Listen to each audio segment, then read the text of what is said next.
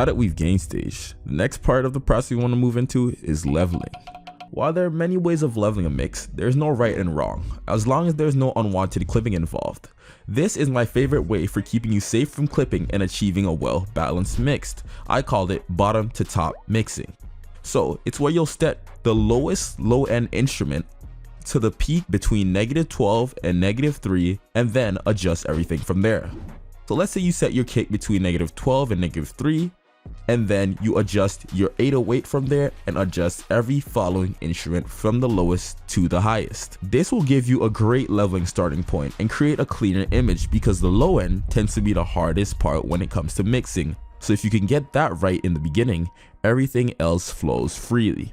Let's do it in practice. So here we have it. I've renamed everything so you guys can follow along easily. If you don't know how to rename a mixer track, just right click it and you see this rename, name it to whatever you want, keep it simple.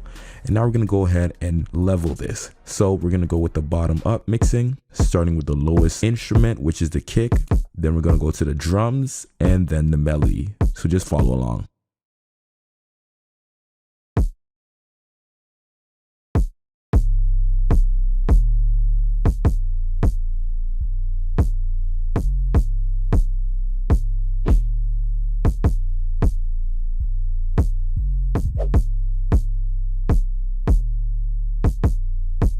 Now we're going to the snare and we want to kind of match that with the kick. So let's try to level that in a matching relationship.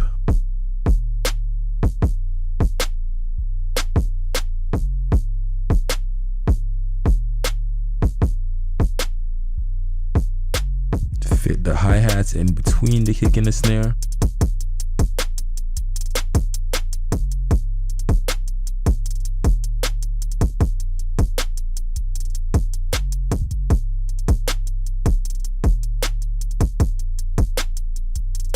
And all the other drum instruments just flow as follows.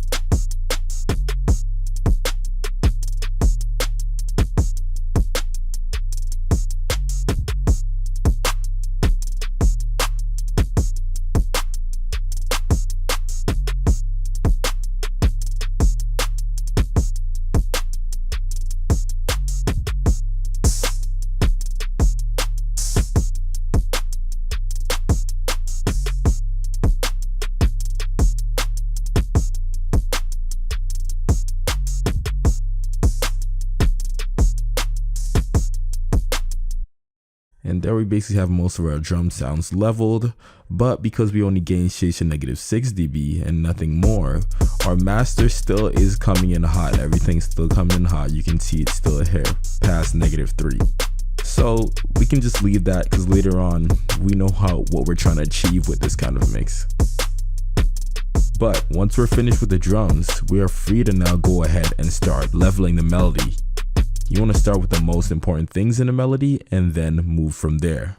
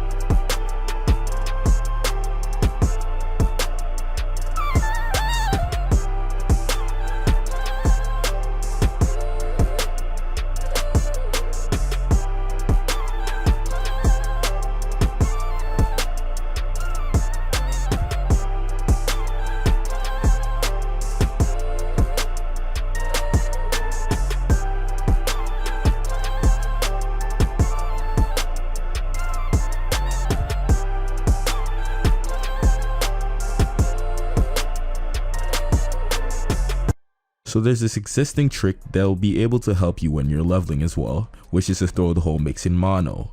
There, you'll be able to tell what's poking out and then adjust to taste. So here you can just use Maximus loaded on the master and make sure it's on this master setting and then turn this knob all the way right. Now it should be in mono. Listen out for what's poking out and then make adjustments.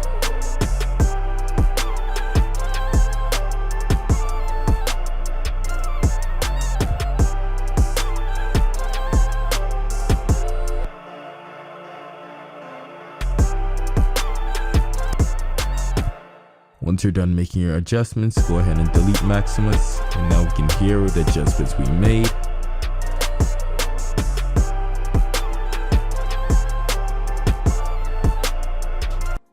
So I'm going to quickly play you a snippet of the beat before the leveling and after leveling, and then we're going to move on to a part that I think should be included in the leveling process, if not subsequent, because it is very important. So let's hear the difference.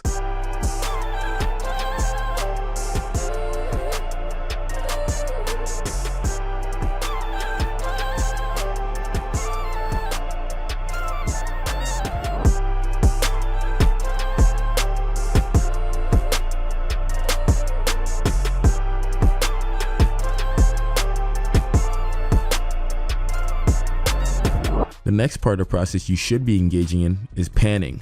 Panning allows you to separate the instruments and get some more clear definition in each sound without doing anything extra. Try not to pan kicks, snares, or 808s, anything that should be grounded in a mix. It's just not the usual, unless you're going for some kind of creative endeavor. Also, if you pan something 25% left, pan something 25% right. Try to make sure you create a balance when panning so something doesn't seem or sound lopsided. So I'm gonna go ahead and pan this and you can listen and see the adjustments that I make. Hi-hats I pan slightly left because drummers usually have hi-hats to the left, but you can do as you wish. These secondary snares I pan to the right, kind of to balance out with the hi-hat as some kind of percussive vibe.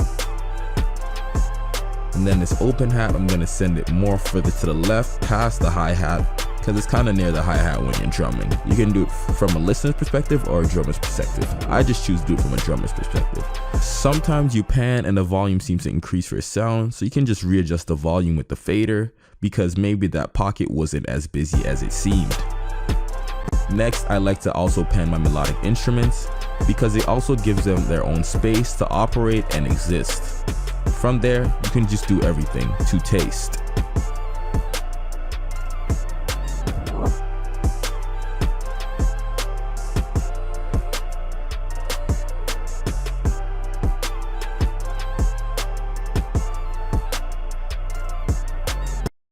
And just like that, we're able to achieve somewhat of a balanced mix just with leveling and panning. The goal is to get as much done as you can with leveling and panning without having to go to the post-processing tools, which are more surgical and used for specific situations. But that's what we're going to cover next. I'll see you there.